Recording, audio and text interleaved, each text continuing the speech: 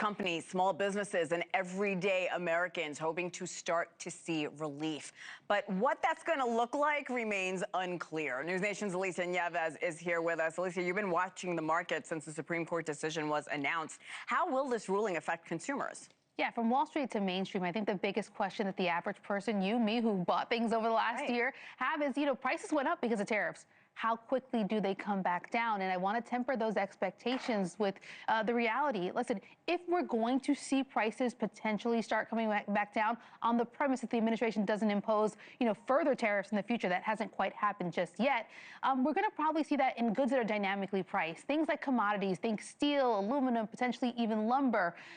That could then ripple effect into other sectors like, home building, construction, even major appliances. You think at something like steel, that had a 50% tariff imposed on it, in June of last year. IEEPA, which is the bulk of that tariff that the Supreme Court struck down, will now be removed off of that.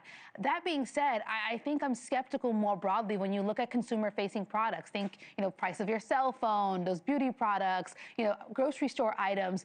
What we learned during the pandemic, and really historically beyond that, is that companies often feel like the consumer gets used to where prices are at, and they're not inclined to bring them down further. They'll just hold them where they're at and kind of fatten margins, on the idea that there will be future headwinds to come, and so kind of fatten up before that kind of happens here. I think best case scenario for the consumer right now is we're probably not going to see deflationary pressures, meaning prices come down, but we could see a moderation of inflation, meaning prices are only going to go up slower than they have in the past. That could get us to inflation being closer to 2%, and that could trigger the Fed to be more likely to put rate cuts on the table, and then the consumer could benefit from lower interest rates. The big question remains, billions of dollars were collected during these tariffs in the last year. What happens to all that money? Will businesses, will consumers get that money back?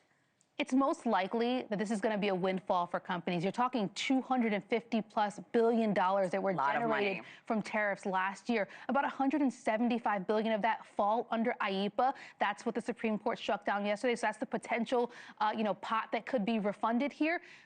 In the Supreme Court ruling, in the dissent, Justice Kavanaugh acknowledged, while they didn't specifically outline or outright say that this money has to be refunded, he acknowledged if it's refunded, it is going to be an absolute mess getting this money back to the thousands of companies and importers that paid these fees at the port. Of course, they passed it out to the consumer, later on. And we know, speaking of that mess, already even ahead of this decision, we had companies lining up. Some of them are on your screen right here, but you're talking about more than 1,000 companies already suing the administration for these refunds. That's going to play out in the Court of International Trade potentially over the next couple of years. So it'll take some time, if ever these companies get it back. Who will not get the money back? That is going to be the consumer. It is almost impossible for the consumer who paid 90% of the bulk of the cost of these tariffs to ever get that back. It's really unprecedented. So you think those refund checks are probably unlikely? Unlikely for the consumer. I would bet my bottom dollar on that. Okay. For companies, it's going to take years. Alicia Nieves, very important story. Thank you.